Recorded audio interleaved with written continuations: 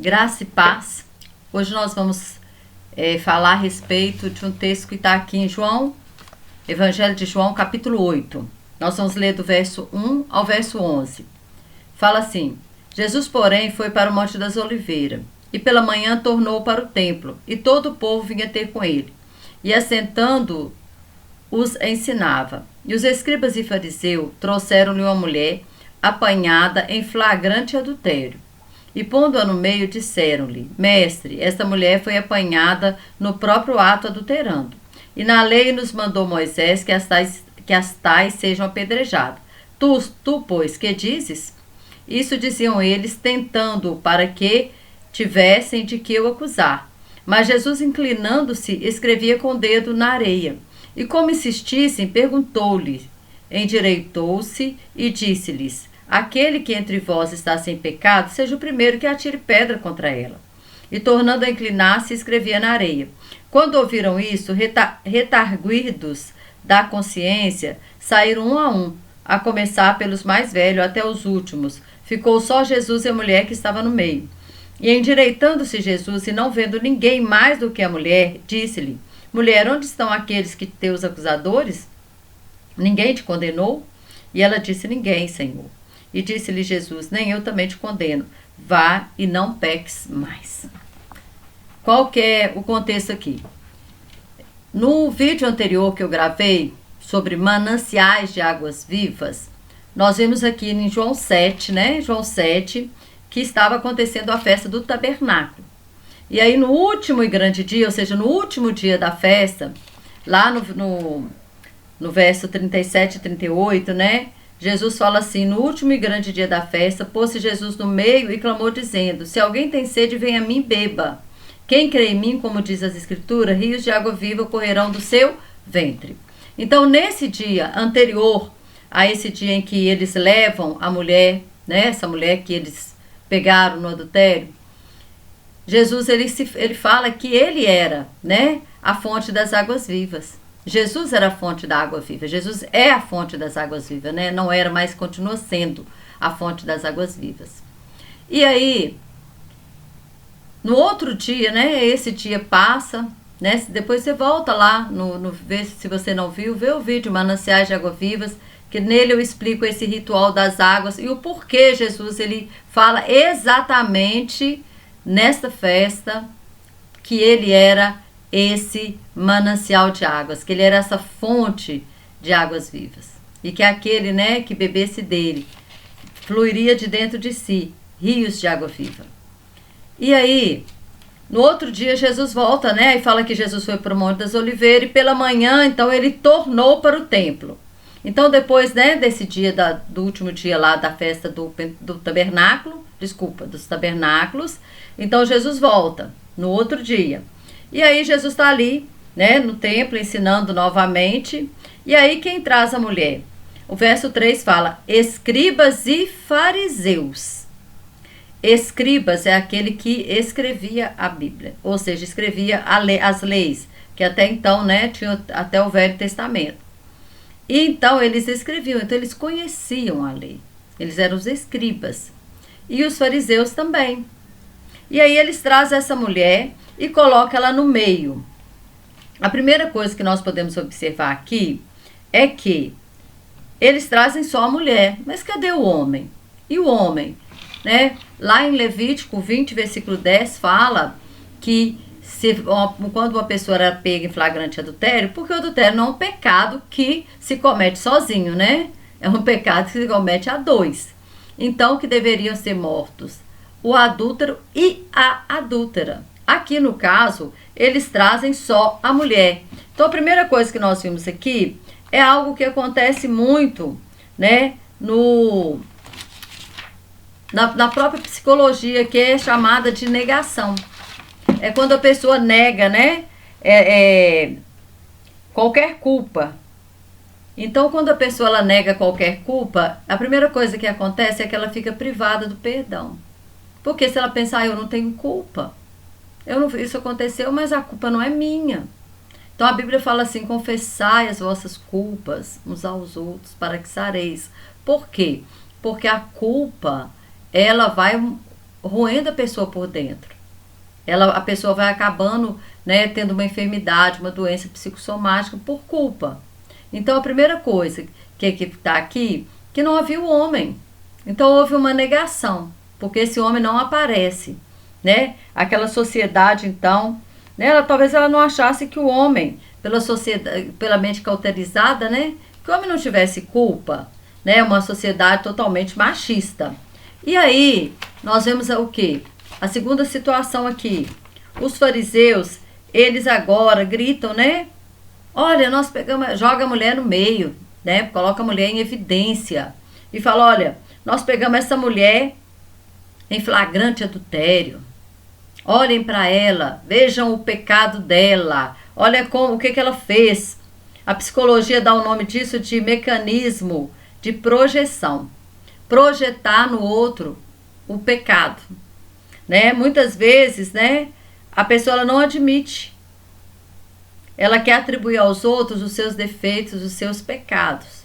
Então ela fala, olha o pecado dele, não olhe para mim. É o que Adão fez, né? O que Adão faz? Adão não confessou o pecado. Ele projetou o pecado na Eva. Ele projetou o pecado em Deus. Quando ele diz, olha assim, que Deus pergunta para ele, você comeu do fruto? A mulher que o Senhor me deu do fruto e eu comi. Ou seja, ele não assumiu a sua culpa. Ele projetou em Eva agora a sua culpa. E Eva projetou a culpa também na serpente. Então houve uma projeção de culpas. E essa projeção de culpas, o que acontece? Ela também me impede de confessar o meu pecado e de receber o perdão.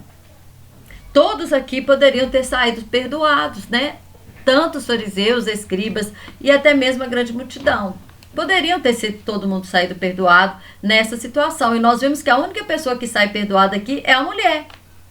Por quê? Porque primeiro nós vemos negação, né? Eles negam, né, a presença do homem, negam, né, os seus próprios pecados. Eu vou mostrar para vocês daqui a pouco o que Jesus estava escrevendo na areia. E aí, o que acontece? E eles projetam todo o pecado, a projeção, ela é toda colocada naquela mulher. Então, quando eu projeto o meu pecado, eu digo, a culpa é do fulano, a culpa é do ciclano. Primeiro, né, eu nego a minha culpa. E depois eu projeto o pecado em outra pessoa. Essas pessoas que negam e que projetam pecado em outro, ele nunca vai receber perdão, porque ele nunca admite que o erro é seu. Ele nunca admite o seu pecado, a sua situação. E aí, o que acontece? Então, eles trazem essa mulher. E aqui nós vemos que era para tentar Jesus. Que era para o quê? Para testar Jesus. O que Jesus ia dizer, né? Para tentar pegar ele. E aí Jesus, ele começa a escrever na areia.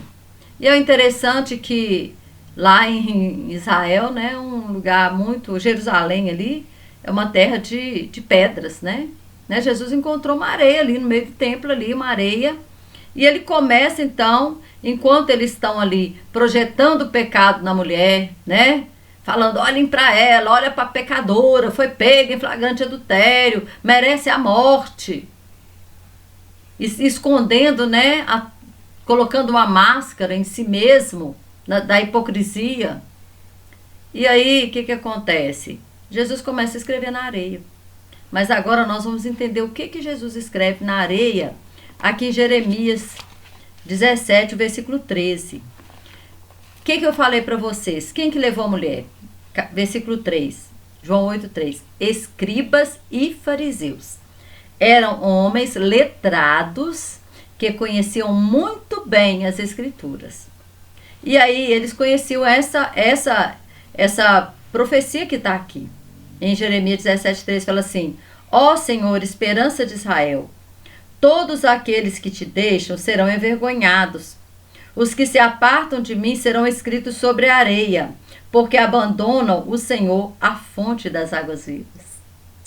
O que eu falei com vocês? O João 7, Jesus falou que ele era a fonte das águas vivas. Por isso, volta lá e vê o vídeo. João 7, Jesus está dizendo, eu sou a fonte das águas vivas. Mas aqueles que abandonarem a fonte das águas vivas, eles não aceitaram, né? Eles começaram a discutir. Jesus foi embora, mandaram prender Jesus e tudo ali. Porque Jesus disse, né? Aquele que tem sede, vem a mim e beba. Ou seja, eu sou a fonte das águas vivas. Aí, eles conheciam toda a Escritura.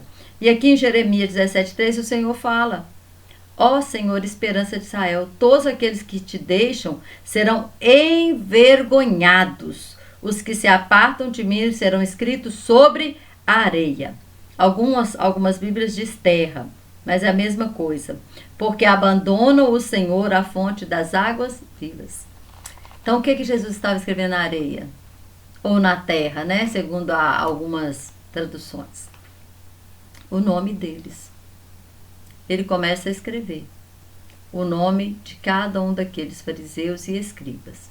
E quando Jesus começa a escrever, eles lembram dessa profecia.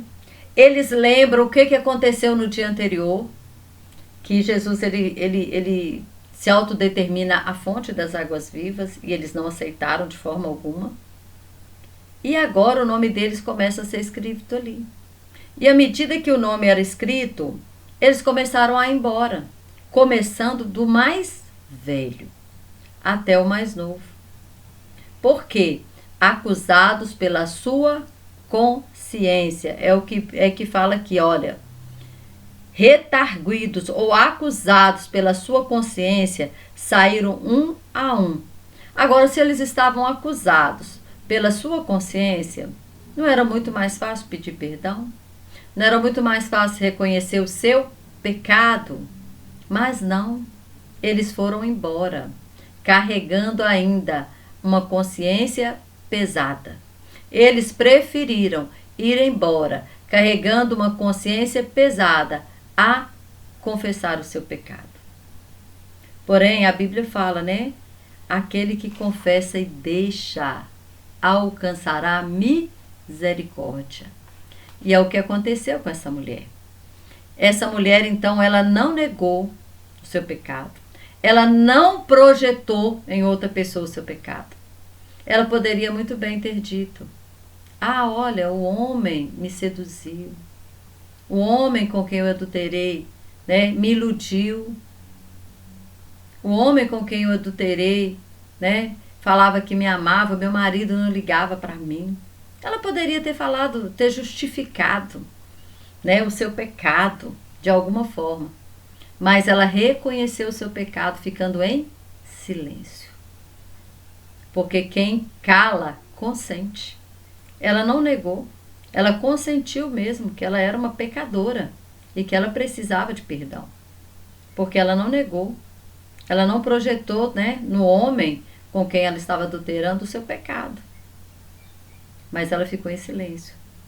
E ela foi vendo o povo indo embora, um a um, foi, né, picando a mula, como diz, nós falamos aqui, né, ditado popular, indo embora. E aí, Jesus olha para ela e fala assim: mulher, onde estão os teus acusadores? Ninguém te condenou? E ela disse: não, Senhor, ninguém. E ele também disse para ela: nem eu te condeno. Vá e não peques mais. Ou seja, o perdão está disponível para todo aquele que admite que errou, que pecou. E eu acho que esse texto aqui, todos poderiam, né? Olha para você ver, todos os escribas e fariseus que trouxeram a mulher, mas todo aquele povo que estava ali assentado, que fala que Jesus ele estava ensinando ali no templo, e o povo vinha ter com ele. Então tinha um povo ao redor, tinha agora os escribas, tinha os fariseus. E aí, eles foram simplesmente embora. Eles não aceitaram, eles tentaram projetar tudo na mulher. E aí Jesus dá a resposta para ele, escrevendo ali o nome na areia, dizendo: olha, os que negaram a fonte das águas vivas, os seus nomes serão escritos para a sua vergonha. Os seus nomes serão escritos o quê? Na areia. Jeremias 17,13. E aí, o que nós podemos aprender aqui, irmãos? Onde está escrito seu nome? Seu nome está sendo escrito na areia ou na pedra? Por que Jesus escreveu na areia? Sabe por quê, irmão? Porque na areia, o vento do Espírito, ele pode vir e apagar. Na areia ainda tem como apagar, mas aquilo que é escrito na pedra pode passar, ó, muitos e muitos anos e vai continuar. E vai continuar ali escrito. Mas na areia não. Quando você está escrevendo na areia, você está dizendo, olha, você ainda tem uma oportunidade. O vento do Espírito pode soprar. O vento do Espírito pode te convencer do pecado. O Espírito Santo pode te convencer e o seu nome pode ser apagado. Porque vem o vento e apaga. Você escreve na areia, logo ele vai ser apagado.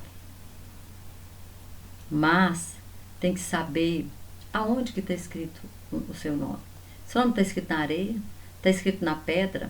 Ou está escrito aqui aonde deve estar? Em Lucas 10, 20, Jesus fala para os seus discípulos assim. Olha o que acontece. O Lucas 10, vou ler do 17 em diante. Fala assim. E voltaram os 70 com alegria, dizendo, Senhor, pelo teu nome até os demônios se nos sujeitam. E disse-lhes, eu vi a Satanás como um raio cair do céu. Eis que vos dou o poder para pisar de serpentes e escorpiões e toda a força do inimigo, e nada vos fará dano algum.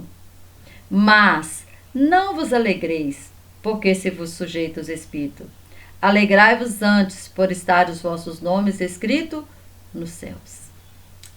Será que o nosso nome, seu nome está escrito nos céus? Não tem que estar na areia. Não tem que estar na areia. Senão o nosso nome tem que estar arrolado no livro da vida, lá nos céus. Porque é onde nosso nome precisa estar. É onde o nosso nome, nós precisamos, quando nós nascemos de novo, o nosso nome é escrito no livro da vida, é o livro onde está registrado a sua cidadania dos céus. Assim como aqui na terra, a criança nasce, nós vamos no cartório e fazemos um registro para ela se tornar uma cidadã, porque uma pessoa que não tem um registro nem é contado como um cidadão, né? Ou brasileiro, seja como for. E quando nós nascemos de novo, nós passamos pelo novo nascimento, nós nascemos da água e do Espírito, o que acontece? Nosso nome é arrolado no livro da vida. Nós passamos a ter uma nova cidadania, a cidadania dos céus. Nós já não somos mais, né, simplesmente o cidadão brasileiro, americano, mas nós somos um cidadão dos céus, porque o seu nome está arrolado no livro da vida. E é isso, e aí o importante é o nosso nome estar ali, arrolado nesse livro da vida.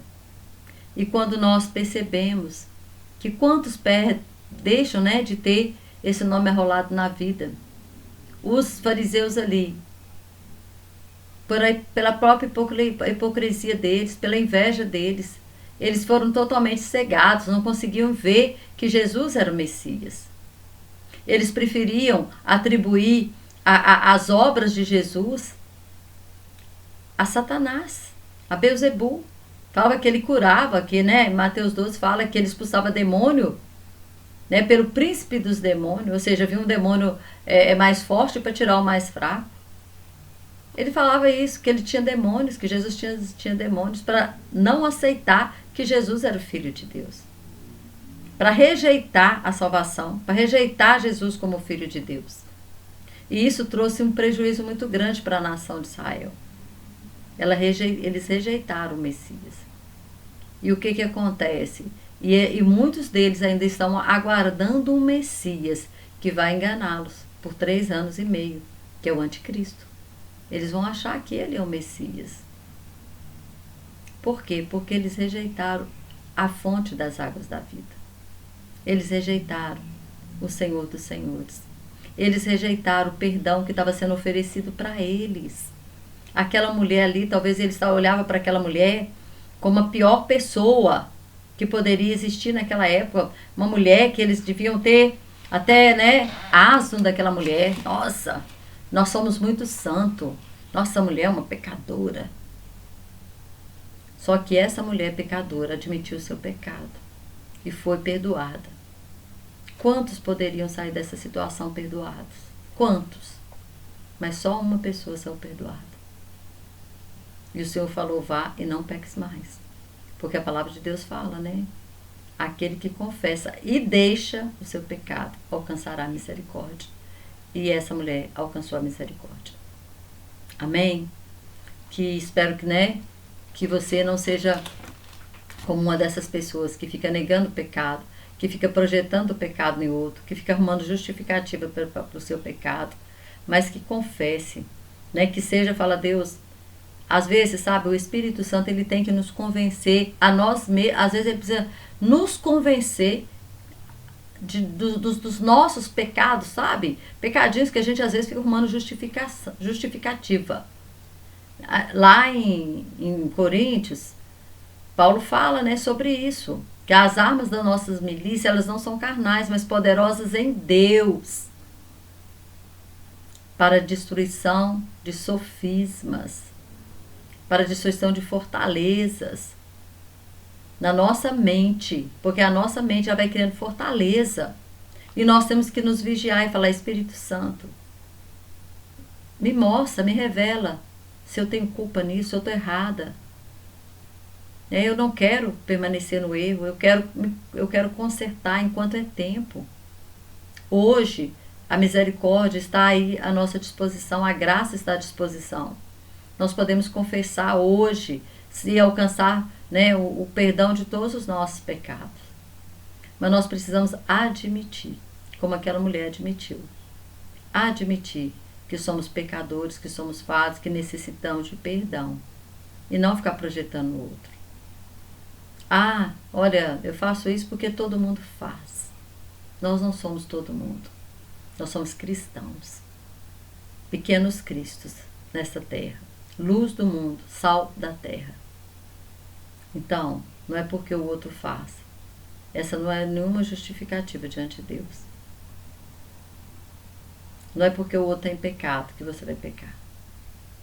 Amém? Que Deus continue te abençoando, fortalecendo e prosperando. E dê ao Espírito Santo toda a liberdade para trabalhar em você, em nós. Porque quando Ele trabalha em nós, Ele também trabalha através de nós. Mas não tem como. Quantas pessoas, né? Elas pregam, elas expulsam demônios, e o Senhor Jesus vai falar no grande dia: eu não vos conheço. Tem um dom, tem até um dom, mas usa o dom de forma errada. Não admite, né, que está usando, às vezes, aquela autoridade que ela tem, como os fariseus usaram a autoridade que eles tinham, o sumo sacerdote, para condenar Jesus. Para condenar Jesus à morte. Então, às vezes, nós temos dons e nós temos que saber que esse dom não é nosso e que nós não podemos usar ele de qualquer maneira. Que ele tem que ser usado para o crescimento do reino de Deus. Que o Senhor possa continuar falando ao teu coração através dessa palavra. Amém?